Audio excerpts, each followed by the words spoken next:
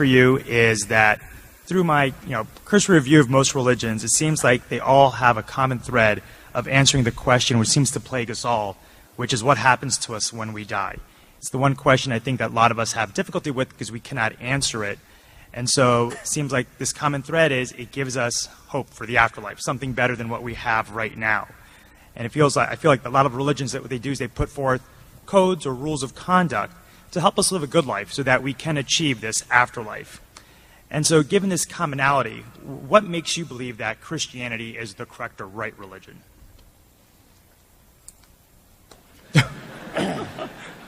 Great question. Great question. And your name is? Suketu. Spell that for me. Suketu. Suketu. I think you've asked a very, very important question. First of all, let me qualify it a little bit, and I'm sure you already know that not all religions talk about an afterlife. Mainly the monotheistic ones do. The pantheistic ones are reincarnation. Even the reincarnation between Buddhism and Hinduism is a little different. In Hinduism, it's the transference of identity one into another in a different form. But in Buddhism, it's not even sure whether it's the identity that's transmigrated or just another form of essence that has emerged. A worldview is built not on one line of argument. A worldview is built on a connected series of arguments. And if a worldview were just built on one line of argument, I think this is the mistake naturalism often makes. It'll take sort of one argument that it has in its favor and forget all the myriad other questions that emerge. When I look at the person and the work of Jesus Christ, this is the most important question I had to ask.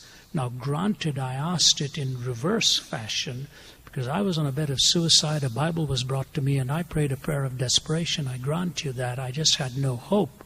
But I read the verse, Jesus said, because I live, you also shall live. I just said, this is talking about a life that I don't have. And maybe this is the life I need. And so I prayed that prayer. But then I made a prayer commitment right on that bed. I was 17 and I said, Jesus, if you're who you claim to be, I will leave no stone unturned in my pursuit of truth. Because my goal was truth. Pragmatically, it made sense for me to hang on to a life jacket that was thrown my way. But then I began my years and years and years of study. When you look at the life of Christ from the prophetic schema of hundreds of years before, where he was going to be born, what he was going to do, what his name was going to be called, how the manner of birth was, the manner of life he was going to lead, how he was going to die, and then the resurrection from the dead. The uniqueness about the New Testament and Old Testament scriptures, it's not a single author. It's multiple authors. As you know, 66 books, 40 different authors have edited it. And it is interesting that Paul, or Saul of Tarsus, who wrote 1/3 of it, came in a reverse fashion to the rest of them. The disciples came birth, life, death, resurrection. And that's how they knew Jesus. Not so with Saul, who became Paul. He said, when he was encountered the risen Christ, he said that I may know him, the power of the resurrection and the fellowship of his suffering, being made conformable unto his death. He started with the resurrection, but he said he needed to understand the cross, because he came in reverse chronological order, but he encountered the risen Christ. The conversion of Saul of Tarsus and Thomas, especially, these two dramatic conversions are powerful witnesses of what happened. Saul, who was killing them, he was standing there watching Stephen being martyred and kept the clothes of those who were stoning him. Thomas, who said, I'm not going to believe until I see the resurrected Christ myself. And he went to India, where there are 330 million deities. And he went and preached the gospel of Jesus and paid with his own life. That kind of dramatic transformation took place not because of just one event, but a connected series of events. So, here's the bottom line. A worldview is built around 4 questions. Origin, meaning, morality, and destiny. Origin, meaning, morality, and destiny. And there are 3 tests for truth: logical consistency, empirical adequacy, and experiential relevance. Logical consistency, empirical adequacy, and experiential relevance. 3 tests for 4 questions. And when you take the prophecy of Christ hundreds of years before, from his virgin birth, you take the purity of his life, unmatched, totally unmatched till this very day. Then the death that he promised for the forgiveness of sins, and then the resurrection. As an Easterner, I asked myself this question. When Jesus was asked how he was going to demonstrate it, if he were a fake, he would have said, I'm going to spiritually rise again. And they would never be able to falsify it. But he said, I'm bodily going to rise again. That is an empirically falsifiable dictum. All they would have had to show was the body and say, where is he? You said he was going to rise again. So it's in the whole schema of the prophetic corpus, the hundreds of years, the multiple authors pointing towards the same person, from his virgin birth to the purity of his life, to the death on the cross for forgiveness when he said, Father, forgive them because they don't know what they are doing. And then the resurrection again. My 4 questions are answered correspondingly with truth on specific questions and coherently when all of the questions are put together and answers are given. So to me, first of all religions are not the same. They are actually, people say they're fundamentally the same, superficially different. Actually, they're fundamentally different and at best superficially similar.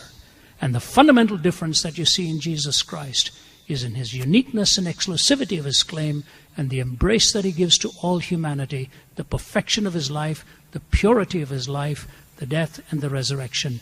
To me, that coherence of his answers convinces me that he is who he claimed to be. And truth, by definition, is exclusive. All truth claims to be exclusive. Buddhism claims to be exclusive. Hinduism claims to be exclusive. They all have exclusivity built into that.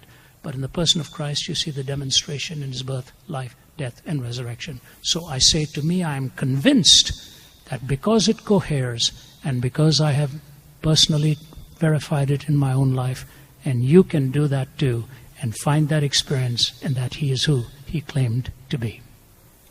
Thank you. Thank you. I'm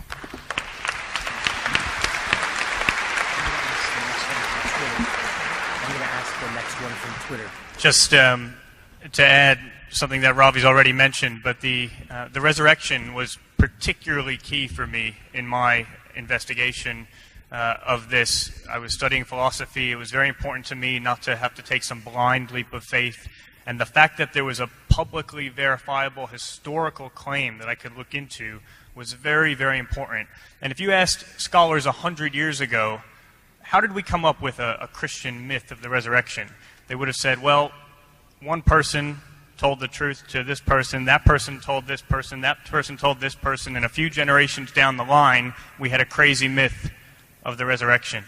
Since then, in the last couple of decades, scholarship has really turned around on this question, in part because there are a few places in the Bible, in particular a passage at the beginning of 1 Corinthians 15. Maybe you can have a look at it later, but it's a very early creed, and it lists all of the people and the groups that Jesus appeared to. He appeared to individuals and to groups at different times, in different places, doing many different things.